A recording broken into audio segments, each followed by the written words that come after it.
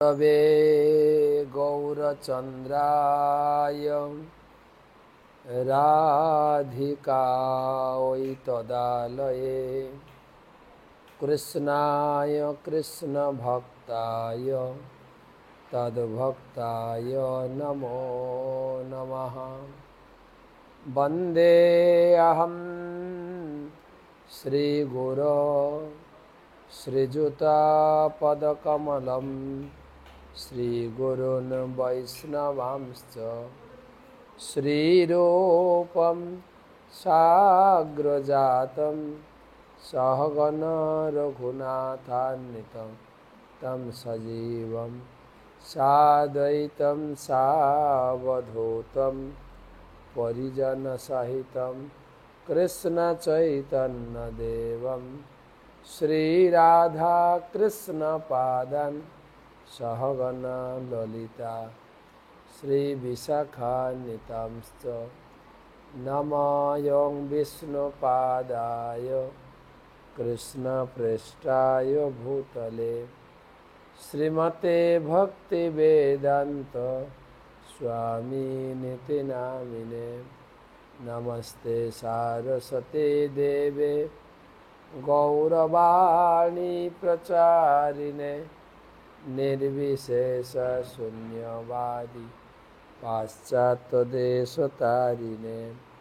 ओम नीलाचल निवासाय नित्याय परमात्मने बलभद्र सुभद्राभ्यां जगन्नाथाय ते नमः। जय श्री कृष्ण चैतन्य प्रभु नित्यानंद श्री अद्वैत गदाधर श्रीवासादि श्री गौर भक्तबिंद। हरे कृष्णा कृष्णा कृष्णा हरे हरे हरे राम राम राम हरे हरे। जय जगन्नाथ।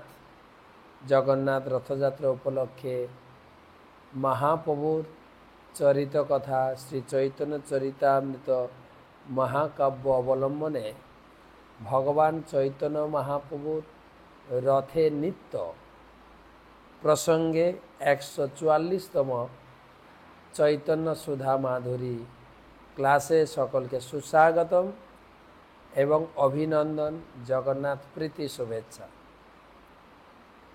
गुरुपाद पद में प्रणाम निवेदन करे तार अहेतु की कृपा आशीर्वाद प्रार्थना करी।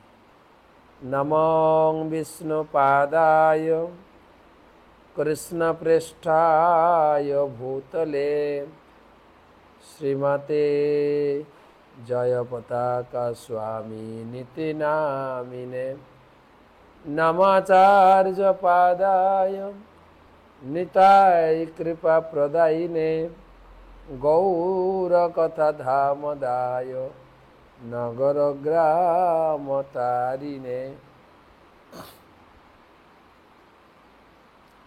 तो चैतन्य चरितामृते प्रवेश करार आगे এই বই থেকে একটা লীলা শোনায়। রাজা কুলশেখরের বর্ণনা। উড়িষ্যায় এই রাজা কুলশেখর নামে এক সময় এক মহান রাজা বাস করতেন, পরাক্রমশালী এবং শাসন কার্যে অত্যন্ত দৃঢ়। তার মুখমণ্ডল সূর্যের মতো প্রভাবশালী, হৃদয় মহাসমুদ্রের মতো গম্ভীর ছিল, কল্পতরুর মতো দানশীল, বিদ্যা বুদ্ধিতে বৃহস্পতির মতো।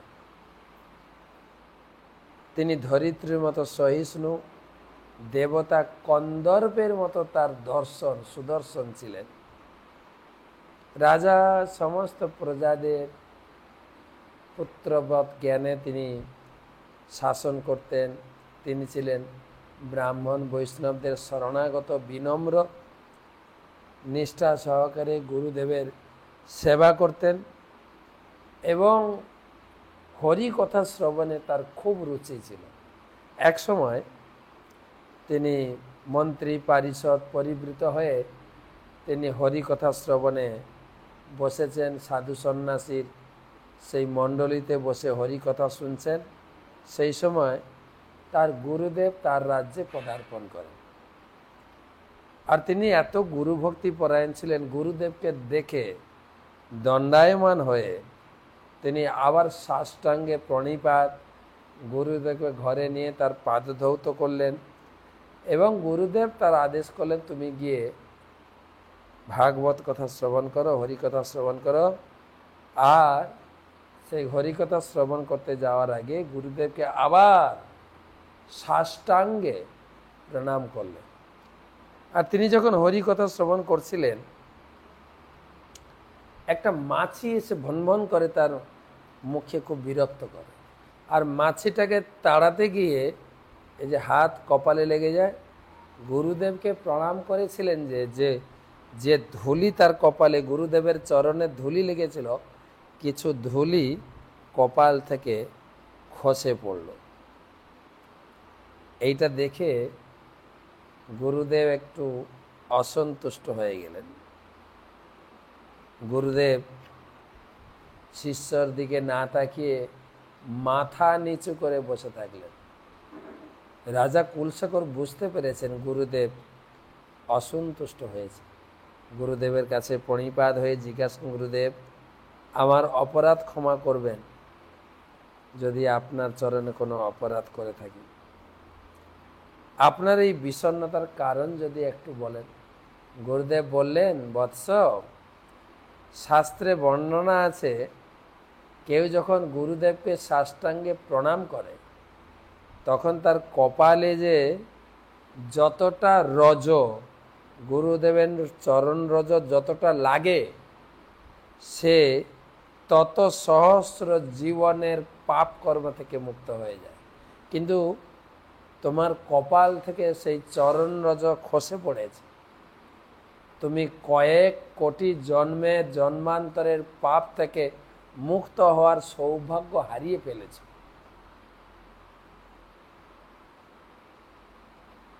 আমি খুব চিন্তিত হচ্ছি তোমাকে নিয়ে। এই কথা শোনার সাথে সাথে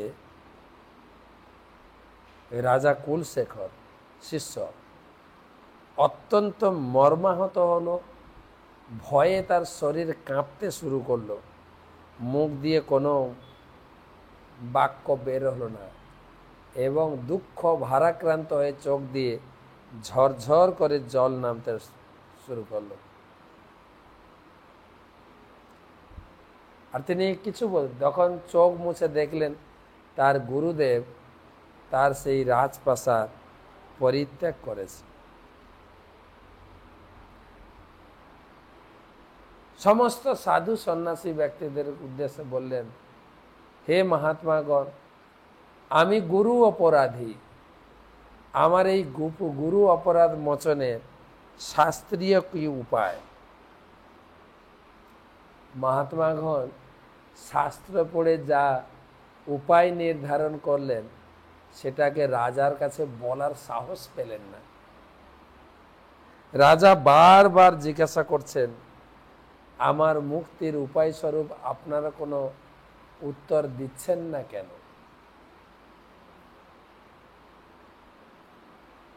সাধু ব্রাহ্মণগণ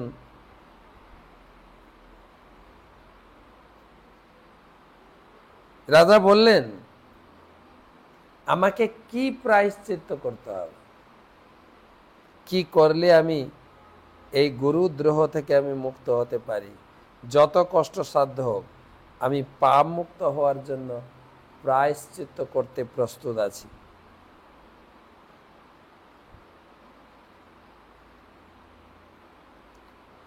সাধু মহাত্মা ব্রাহ্মণগণ বললেন যে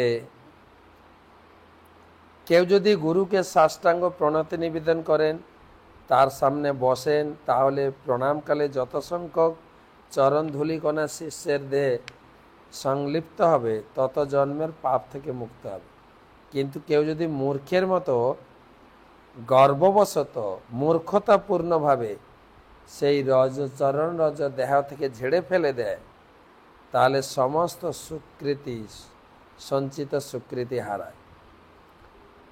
আর এই ধরনের গুরুদ্রোহ থেকে মুক্ত হওয়ার প্রায়শ্চিত্ত, মন দিয়ে শুনবেন কিন্তু কত কঠিন কাজ। একটি 12 ফুট লম্বা, 3 ফুট চওড়া, 3 ইঞ্চি পুরু একটি তামার পাত্র নিতে হবে। তাকে সেই তামার পাত্রটি 4টি স্তম্ভের উপরে রাখতে হবে। নিচে জ্বলন্ত কয়লা দিয়ে পাত্রটিকে উত্তপ্ত করতে হবে যতক্ষণ না পাত্রটি আগুনের মতোই গরম না হয়ে ওঠে। তারপর তাকে সেই পাত্রের উপর 108 বার সাষ্টাঙ্গ প্রণাম করতে হবে। পাশ্চাত্যের বিধান কত কঠিন দেখেন। আর এটাই হচ্ছে একমাত্র গুরুচরণকৃত অপরাধ থেকে মুক্ত হওয়ার পন্থা। রাজা শুনেই দুঃখ পেলেন না। রাজা যখন এ কথা শুনলেন, তার মুখমণ্ডল চন্দ্রের মতো উজ্জ্বল, আনন্দ উদ্ভাসিত হয়ে গায়ে কাঁটা দিয়ে উঠে রোমাঞ্চিত হয়ে গেলেন। রাজা অত্যন্ত সুখী এবং ব্রাহ্মণ বৈষ্ণবকে অভিনন্দন জানালেন আপনাদের শাস্ত্রীয় উপায় ব্যাখ্যা করার জন্য। আমি নিশ্চিত এই কাজটি আমি করতে পারবো এবং গুরু চরণে কৃত অপরাধ থেকে মুক্ত হব।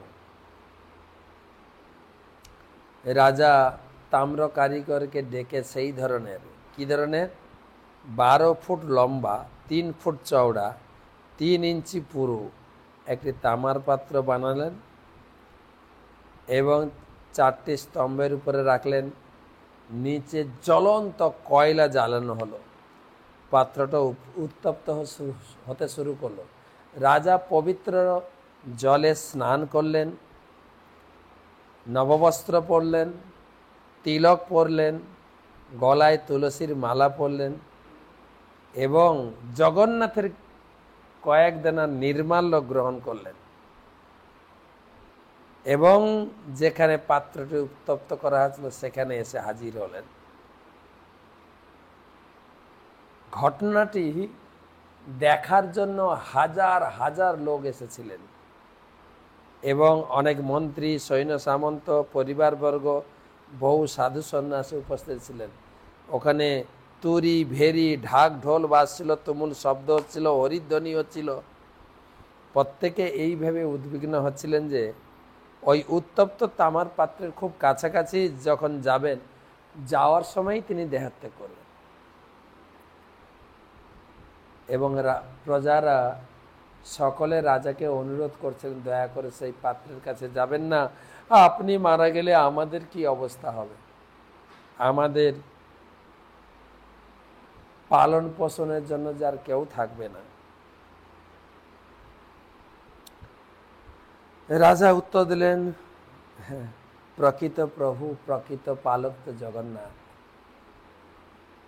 আপনারা সকলে জগন্নাথের ভজনা করুন। মৃত্যুর জন্য, আমার মৃত্যুর জন্য কেউ উদ্বিগ্ন হবে না। জন্ম হয়েছে, মৃত্যু হবে। আমি মৃত্যুকে ভয় পাই না। আমি গুরুচরণে কৃত অপরাধের দণ্ড থেকে মুক্ত হতে চাই। অতএব প্রায়শ্চিত্ত করতে গিয়ে আমার জীবনে যদি কিছু ঘটে যায়, আমি তাতে ভয় করি না। জগন্নাথ অন্তর্যামী, আমি যে কেবল আমার গুরুচরণের কৃত অপরাধ থেকে মুক্তির শাস্তি পেতে চাই। আর এই বলতে বলতে রাজা সেই জগন্নাথের ধ্যান, জগন্নাথের চিন্তা করতে এবং জগন্নাথের ধ্যানে মগ্ন হয়ে গেলেন। তিনি বললেন, হে জগন্নাথ,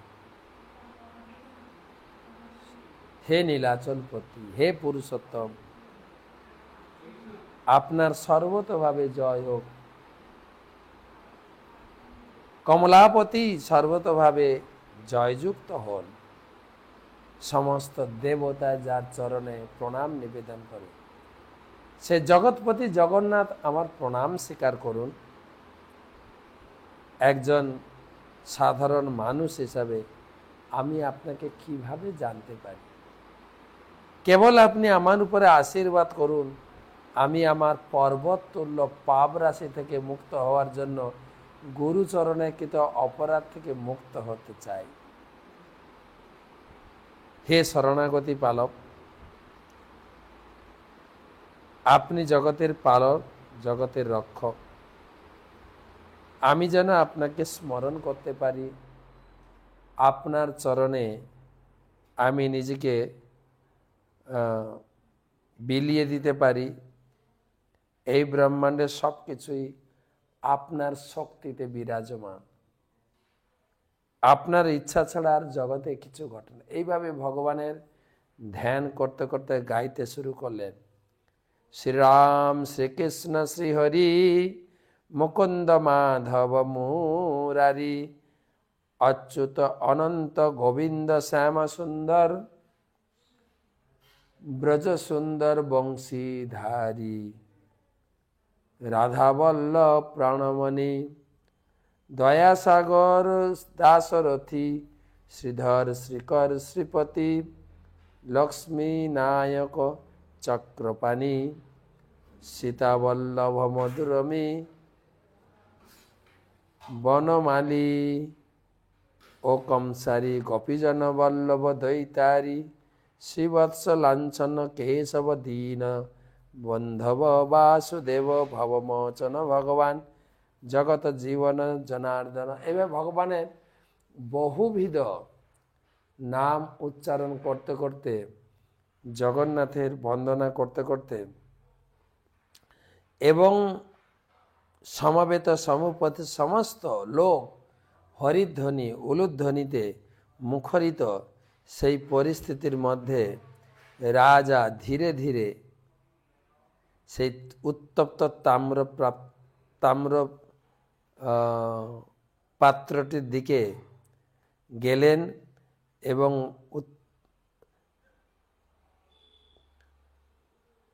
এবং তার উপরে সাষ্টাঙ্গ দণ্ডাবত প্রণাম করলেন। আর সবাই হাহাকার করছে, রাজার দেহ সম্পূর্ণরূপে পুড়ে যাচ্ছে।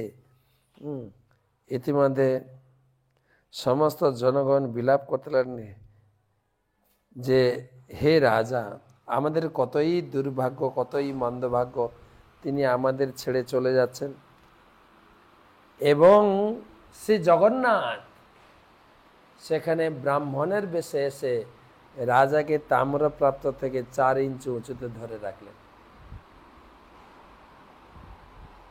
রাজার সেই জগন্নাথ ব্রাহ্মণ বেশে এসেছেন, ব্রাহ্মণের হস্তস্পর্শে রাজার সম্পূর্ণ শরীর, জ্বলন্ত শরীরটি তৃপ্ত শীতল হয়ে গেল।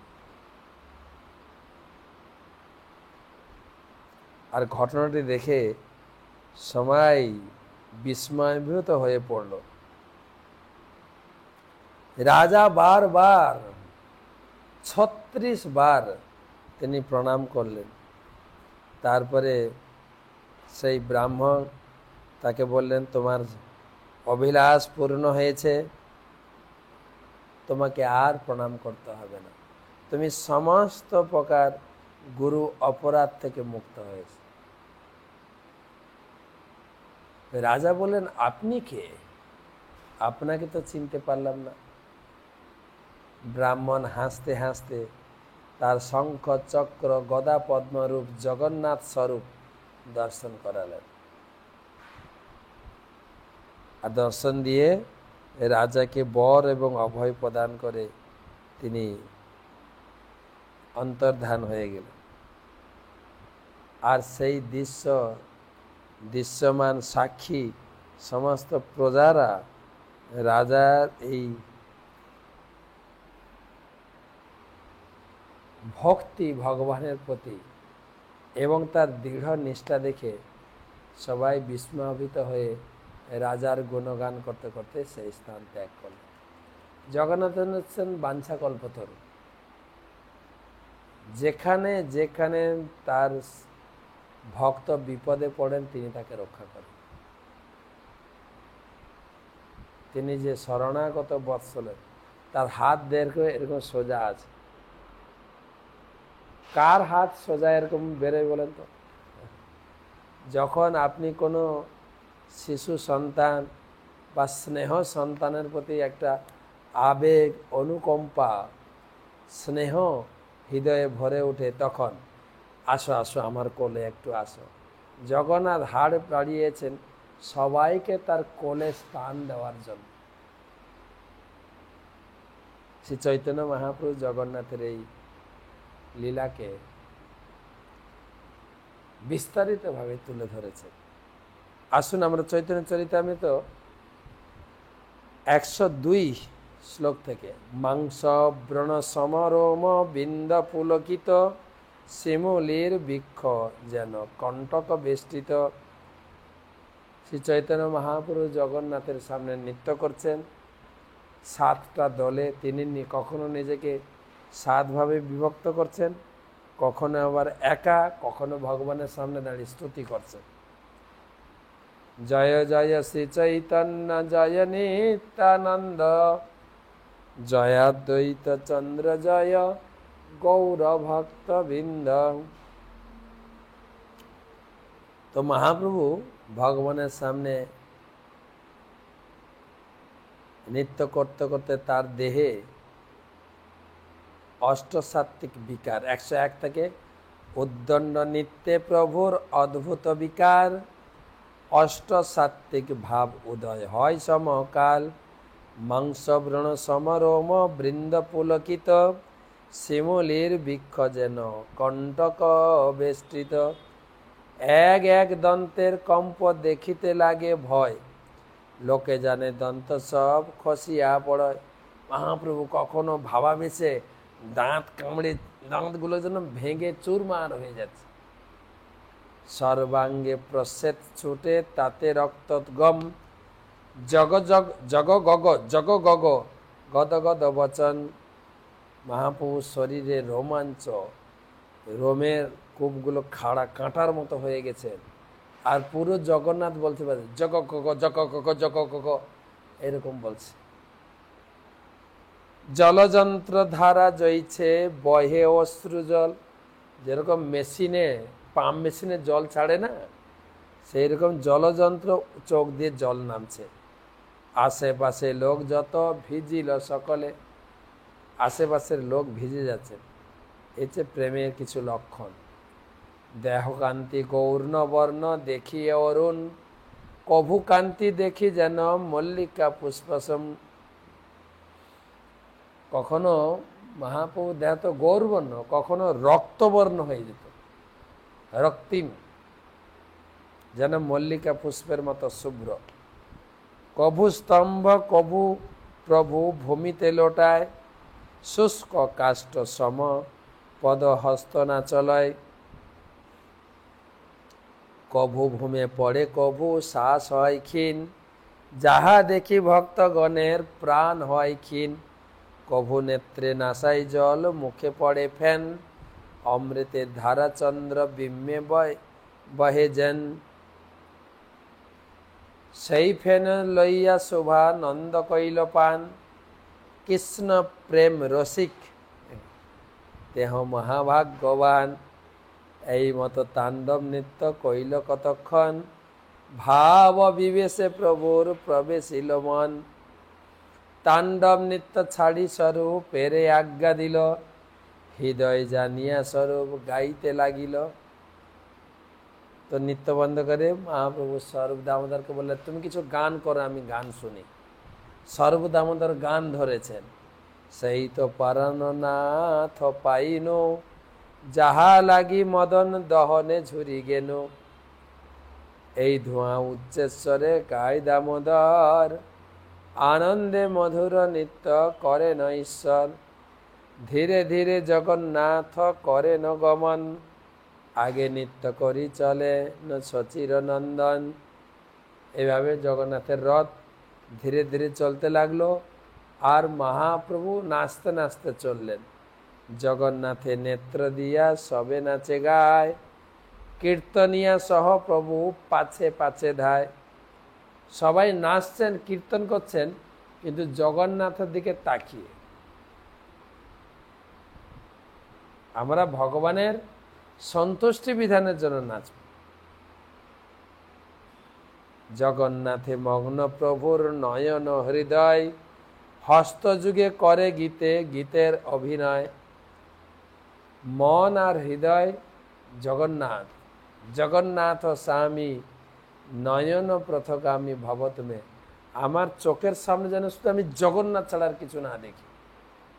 চোখে আর হৃদয়ে মহাপ্রভু জগন্নাথ, আর হাত দিয়ে স্বরূপ দামোদর যে গাইছেন তার উপরে ভঙ্গিমা, যেরকম মেয়েরা গানের উপরে নাচের তাল তোলেন, ঠিক সেরকম মহাপ্রভু গানের উপরে বিভিন্ন রকম অঙ্গভঙ্গি করছেন আর এমন নাচছেন।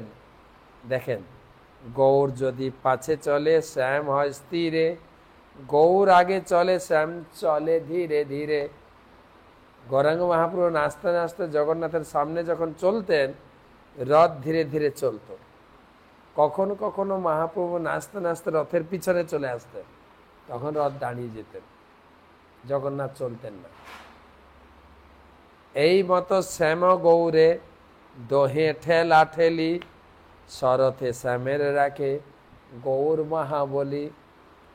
এইভাবে জগন্নাথ আর গৌরাঙ্গ মহাপ্রভুর ভিতরে এই ঠেলাঠেলি, মহাপ্রভু সামনে নাচে নেচে চললে জগন্নাথ চলতো ধীরে ধীরে। মহাপ্রভু যেই রথের পিছনে চলে আসতেন, রথ থেমে যেত। নাচিতে নাচিতে প্রভুর হইলা ভাবান্তর, হস্ত তুলি শ্লোক পড়ে করি উচ্চেশ্বর। চলতে চলতে মহাপ্রভু দাঁড়িয়ে গেলেন, আর দাঁড়িয়ে হাত তুলে একটা শ্লোক বলছেন।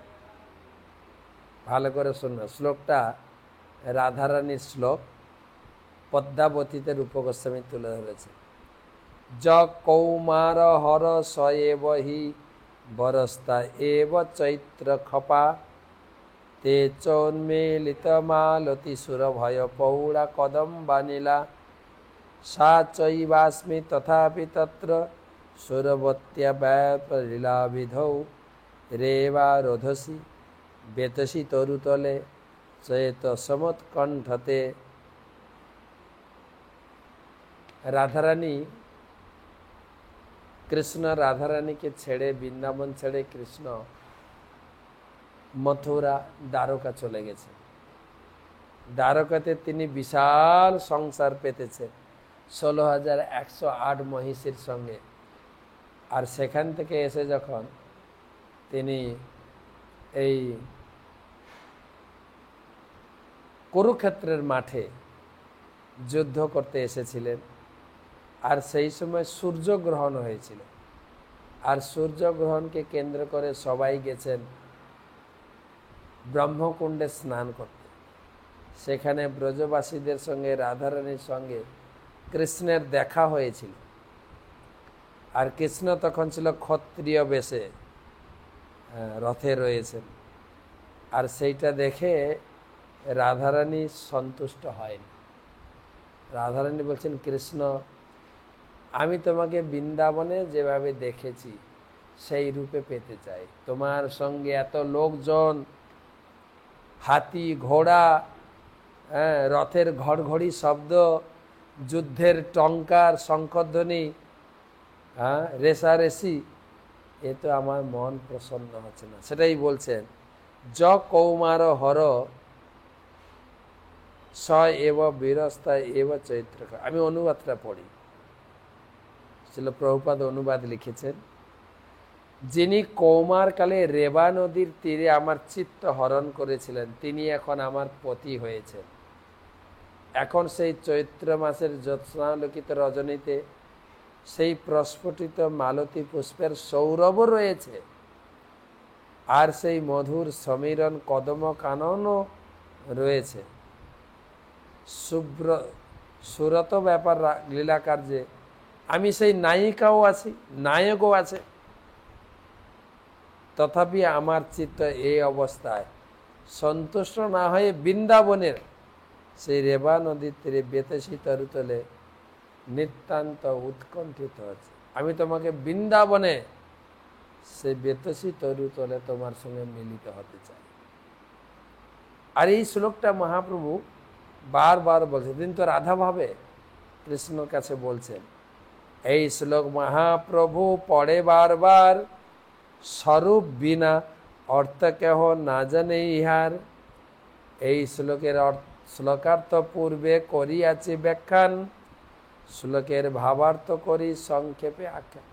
এই শ্লোকটার একটু ভাবার্থ দিয়েছেন কবিরাজ গোস্বামী মহাপ্রভুর মুখ দিয়ে।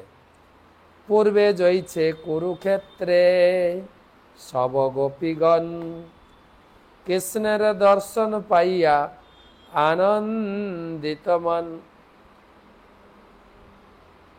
সূর্যগ্রহণকে কেন্দ্র করে ব্রজবাসীরা সেই কুরুক্ষেত্রের মাঠে সামন্ত পঞ্চক তীর্থে স্নান করতে গিয়ে কৃষ্ণের সঙ্গে দেখা। জগন্নাথ দেখি প্রভুর সে ভাব উঠিল, সেই ভাবা হইষ্ট হইয়া ধোয়া গাওয়াইল। এখানে মহাপ্রভু রাধারানী আর কৃষ্ণ সেই কুরুক্ষেত্রের মাঠে রথে রয়েছে, সেই ভাব মহাপ্রভুর এসে গেছে রাধা ভাবে। অবশেষে রাধা কৃষ্ণে করে নিবেদন, সেই তুমি সেই আমি সেই নবসঙ্গম, তথাপি আমার মন হরে বৃন্দাবন, বৃন্দাবনে উদয় করাও তোমার শ্রীচরণ। বৃন্দাবনে আমি তোমার সঙ্গে মিলিত হতে চাই। ইহা লোকারণ্য হাতি ঘোড়া রথ ধ্বনি, তাহা পুষ্পারণ্য ভৃঙ্গ পেগনাদ শুনি। এখানে কুরুক্ষেত্রের মাঠে ঘড়ঘড়ি ঘোড়ার শব্দ, ঘোড়ার রথের চাকার শব্দ, হাতি বিভিন্ন যুদ্ধের শব্দ আমি শুনতে পাচ্ছি। কিন্তু বৃন্দাবনে কেবল পুষ্পের অরণ্য, পুষ্পের সৌরভ, ভৃঙ্গ পিক, ভৃঙ্গ মানে এক ধরনের পাখি বা ভ্রমরও হতে পারে, পিক নাদ, বিভিন্ন প্রকার গুঞ্জন সুন্দর ধ্বনি আমি বৃন্দাবনে শুনতে পাই। ইহা তোমার রাজবেশ সঙ্গে ক্ষত্রিয়গণ, এখানে তুমি রাজবেশ পোশাক পরে আছো, কত ক্ষত্রিয় তোমার সঙ্গে রয়েছে। তাহা গোপবেশ সঙ্গে মুরলী বদন, ব্রজে তোমার সঙ্গে যেই সুখ আস্বাদন, সেই সুখ সমুদ্রের ইহা নাহি এক কোণ। বৃন্দাবনে তোমার সঙ্গে মিলিত হয় যে সুখ পেতাম, এখানে কুরুক্ষেত্রের মাঠে সুখ পাচ্ছে না। আমা লইয়া পুনলীলা করহ বৃন্দাবনে, তবে তো আমার মনোবাঞ্ছা হয়তো পূরণে। ভাগবতে আছে জয়ছে রাধিকার বচন, পূর্বে তাহা সূত্র মধ্যে করিয়াছি বর্ণন। সেই ভাবা বসে পড়ে প্রভু শ্লোক, সেই ভাবা বেশে প্রভু পড়ে আর শ্লোক। এই শ্লোকের অর্থ নাহি বুঝে লোক, স্বরূপ গোসাই জানে না কহে অর্থ তার, শিরূপ গোসাই কইল সে অর্থ প্রচার। আরেকটা শ্লোক মহাপ্রভু বলছিলেন, তার ভাবার্থ বোঝা কঠিন, রূপ গোস্বামী তার ভাবার্থ দিয়েছেন। স্বরূপ সঙ্গে যার অর্থ করে আস্বাদন, নিত্য মধ্যে সেই শ্লোক করে ন পঠন। যে শ্লোকটা আগে স্বরূপ দামোদরের কাছে মহাপ্রভু শুনে আস্বাদন করেছেন, কিন্তু আজকে রথে সেই শ্লোককে দেখে দেখে একটা ভাবান্তর হয়ে মহাপ্রভু গান গাইছেন। আহুশ্চতে নলিন নাভ পদার বিন্দম, জগেশ্বরই হৃদি বিচিন্ত মগাধ বোধ হই, সংসার কূপ পতিতোত্তরণ আবলম্ব্যন, গেহম জুষামপি মনুষ্যদি ইয়াত সদান। গোপিকারা বলছেন ভাগবতমের 10ম স্কন্ধে 82 অধ্যায়ের 48 নম্বর শ্লোক। গোপিকারা বলছেন কৃষ্ণকে, হে কমলনাভ, সংসার কূপে পতিত মানুষদের উদ্ধারের একমাত্র অবলম্বন হচ্ছে তোমার পাদ পদ্ম। যা অসীম জ্ঞান সম্পন্ন মহান যোগীরা সর্বদাই তার হৃদয়ে ধারণ করে। গৃহ ধর্মরত আমাদের মনে আমাদের হৃদয়ে তোমার সেই পাদ পদ্ম উদিত হবে। অন্যের হৃদয় মন, মোর মন বৃন্দাবন, মনে বনে এক করি জানি, তাহা তোমার পদদ্বয় করাহ যদি উদয়, তবে তোমার পূর্ণ কৃপা। মানে হে রাধারানী ভাবে মহাপ্রভু বলছেন জগন্নাথ, তুমি যদি বৃন্দাবনে সেই আবার তোমার সঙ্গে আমার মিলন হয়, তাহলে আমি খুব আনন্দ পাই। প্রাণনাথ শুন মোর সত্য নিবেদন, ব্রজ আমার সদন, তাহা তোমার সঙ্গম না পাইলে না রহে জীবন। পূর্বে উদ্ধব দ্বারে এবে সাক্ষাৎ আমারে, যোগ জ্ঞানে কহিলা উপায়, তুমি বিদগ্ধ কৃপাময়, জানহ আমার হৃদয়, মরে ওইছে কহিতে না জুয়ায়। চিত্ত কাড়ি আমা তোমা হইতে, বিষয়ে চাহি লাগাইতে, যত্ন করি নারী কাড়িবারে, তারে ধ্যান শিক্ষা করাও, লোক হাসাইয়া মারো, স্থানাস্থান না কর বিচারে। তুমি তো আমার হৃদয়টা গ্রহণ করে নিয়েছ, হরণ করে নিয়েছ। আমি তোমাকে হৃদয় থেকে বের করে সংসারের কাজে মন বসাতে চাই, বসাতে পারছি না, তুমি আমার হৃদয় চুরি করেছ। শ্রী রাধিকায়া হৃদয়স্য চৌরম চৌরাগ্রগণ্যম তমহম নমামি, নহে গোপী যোগেশ্বর পদকমল তোমার, ধ্যান করি পাইবে সন্তোষ, তোমার বাক্য পরিপাটি তার মধ্যে কুটিনাটি, শুনি গোপীর আরো বাড়ে রোষ। তুমি গোপীদের হৃদয়টাকে অধিকার করে নিয়েছ, তারা তো আর সংসারে মন বসাতে পারছে না। দেহ স্মৃতি নাহি যার, সংসার কূপ তাহাকার, কাহা তার, তাহা হইতে না চাহে উদ্ধার, বিরহ সমুদ্র জলে, কাম তিমিঙ্গিল গিলে, গোপীগণে নহে তার পার। সখী হে বৃন্দাবন গোবর্ধন, যমুনা পুলিন বন, সেই কুঞ্জের আশাধিক লীলা। সে বৃন্দাবনে কত লীলা আমরা করেছি।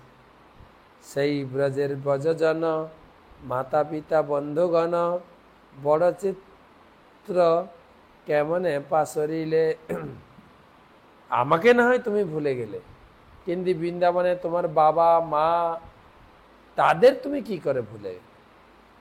বিদগ্ধ মৃদু সদ্গুণ, সুশীল স্নিগ্ধ করুণ, তুমি তোমার নাহি দোষাভাস, তবে যে তোমার মন নাহি করে নাহি স্মরে ব্রজজন, সে আমার দুর্দৈব বিলাস।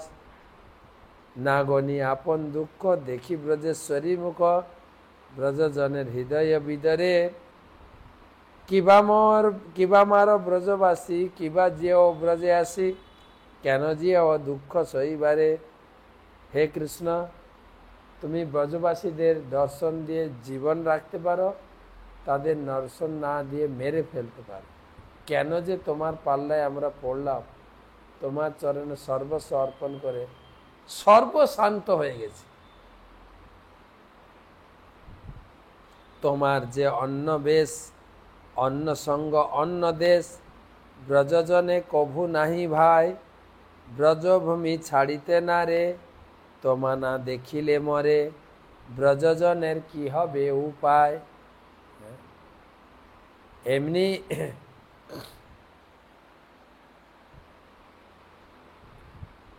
এমনি আমরা প্রায় মরে গেছি, কিন্তু মরতেও পারছি না। কেন? তুমি কথা দিয়েছো বৃন্দাবনে ফিরে আসবে, তাই তোমার আশা নিয়ে জীবন ধারণ করে আছি।